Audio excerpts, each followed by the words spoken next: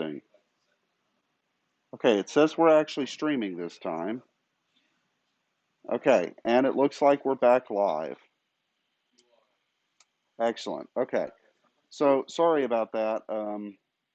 My computer just decided to be ornery for a few minutes. So let's, where were we? We were, yeah, okay, and we had made our full adder, which was that.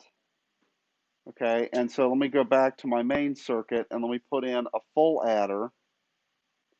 Okay, so what do I got to connect to my full adder? Well, I've got to connect pin 1 of one of guide to this input, pin 1 of this one to this input, and then the carry from the previous position needs to come around to there.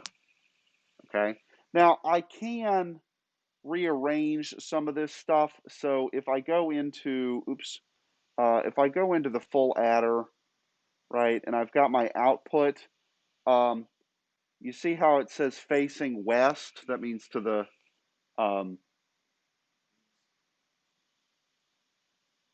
yeah, so that means that it would be on the east side of the thing.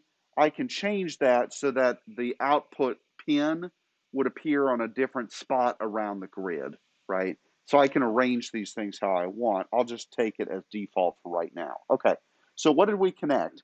We connected pin 1 or bit 1 of the 2 inputs to NA and NB, and then the input carry to this adder came from the carry from the previous guy.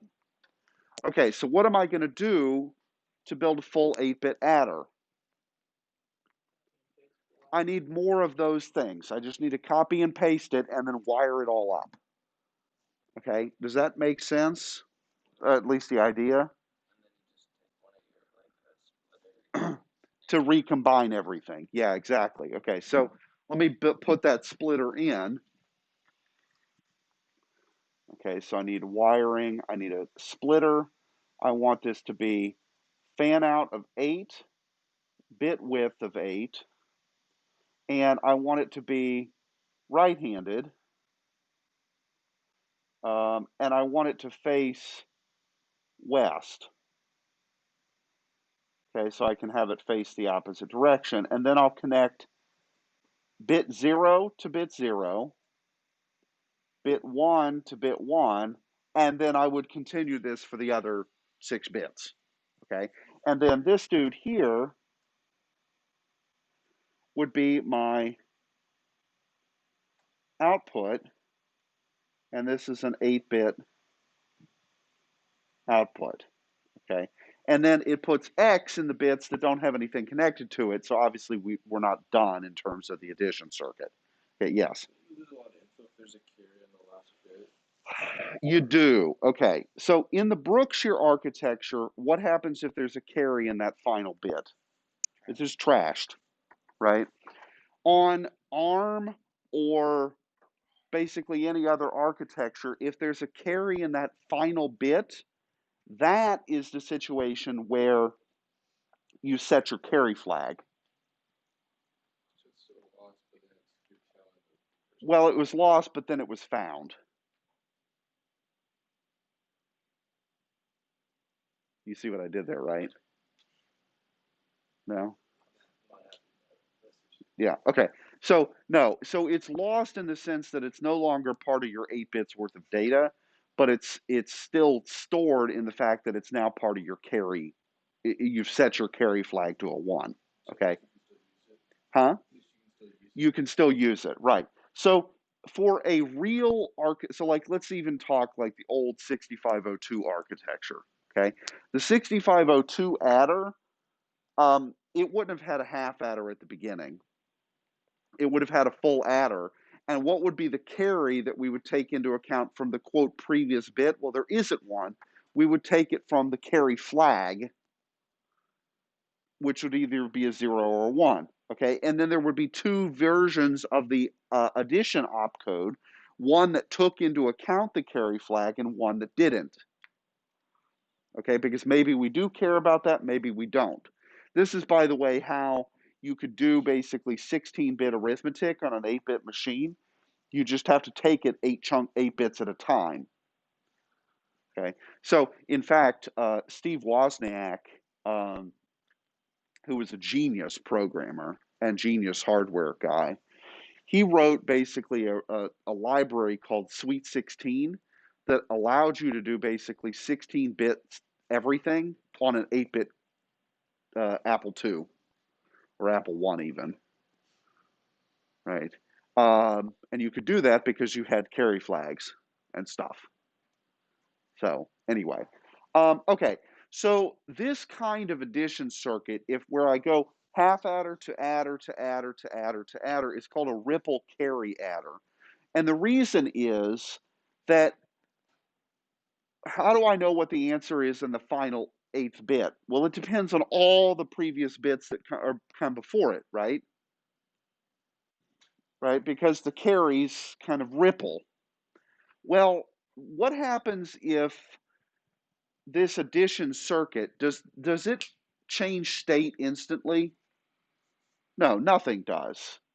Okay, the transistors that make up the gates that we put in change state, but they don't do it instantaneously. There's a very, very small time delay. Okay, what happens if we're operating our computer at a clock speed that's really high relative to the switching time of the different components? Yeah, it reads it way too fast, and what we could get is we might actually read an answer from the circuit before the circuit's actually finished computing it. Okay, so do you want to use this for, say, a 64-bit addition thing? No, we do not want to use this kind of thing for a much bigger addition circuit. Yes. Uh, there's nothing in it. Okay.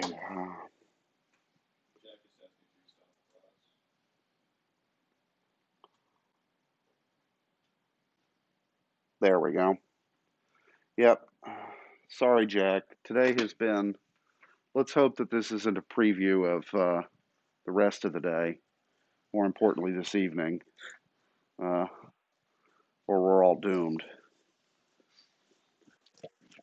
Okay, my bad. Okay, so my point though is that you don't want to. This is not an efficient way to do addition of a large number of bits. For an 8-bit construct, it's probably sufficient. Okay, but for anything larger, you really probably wouldn't do it this way. You would use a different thing, which is much more complicated to build, called a carry look ahead adder, and you can read about that on Wikipedia, okay, or something, right? But we have basically made an addition component. Now we're not done, right? I need 6 more full adders, or really I only need 5 because what about the very last position? Yeah, I don't care about the carry because there are no flags on the Brookshire processor. Okay. Well, I think I've told you guys that like in my head I have Brookshire 2.0, and one of the things that it would have would be a flag register. It would also have, I would use the 4 unused opcodes for other stuff, and I would change a few things, like I would get rid of the floating point opcode, and I'd make that a subtraction opcode, and then put in a hardware subtractor, which would look kind of like this, but it would be kind of everything in reverse, right? Because how do you do subtraction? It's borrowing rather than, right? Yeah. Well, or do the two's complement business. That works too. But, right. Okay. So, what other things do we need in an arithmetic logic unit? Okay, let's just take the Brookshire ALU, right? So this is going to be the thing that does arithmetic or logical operations. What else do we need? Well, Brookshire had and. or an XOR. Okay. It also had the rotate thing, okay, which did bit shifting. Okay, and we would need one final thing, which would be the opcode in Brookshire to test equality of two registers.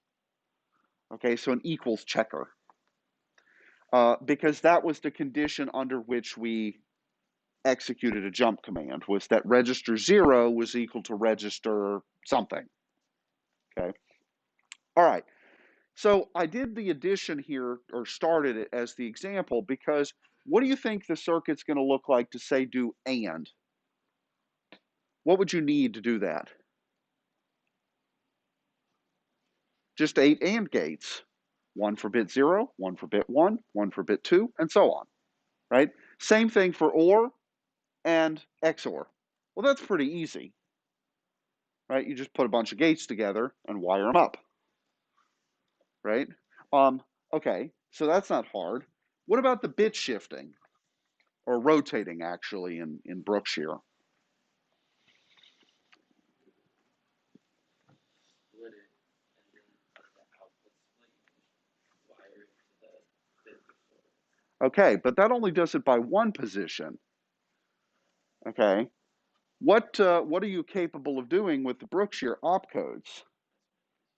You can specify, well, not as many as you want, but you can specify a 4-bit number to tell it how many positions to rotate. Okay, now, do you actually need all 4 of those bits? No, you only need the least significant 3, because if I have an 8-bit thing and I rotate it by 9 bits, what's that the same as? Rotating it by 1 bit. It doesn't matter. So only the least significant 3 actually matter. Okay, so we'll do this on Thursday, but that's where I'm going to blow y'all's mind. I'm going to show you a barrel shifter. Okay, which is so clever that when you guys see it, you'll be like, "Oh, of course." Okay, it'll be really cool, I promise. Okay, all right. So, let's just sort of recap here. What's been the disaster on GPIO? I can't get it to work yet, and if I can't get it to work, then I'm not going to assign it to you guys, because actually I could do that. Just be like, all right, here's the code. You guys all figure it out, and just distribute it. And if you don't figure it out, then you all fail. No, no, I won't do that. Okay, so we're going to start. I'm going to basically give you guys a couple of assignments to build some things in Logisim, right? And if we had another 2 or 3 weeks or whatever, at the end of it, we would have a fully functional Brookshire computer. We'll see how far we can get into that, okay, in terms of putting this all together. But that's kind of where we're going to go for the rest of the semester. All right, so I guess we should quit the stream a little early. Have a good rest of your Tuesday.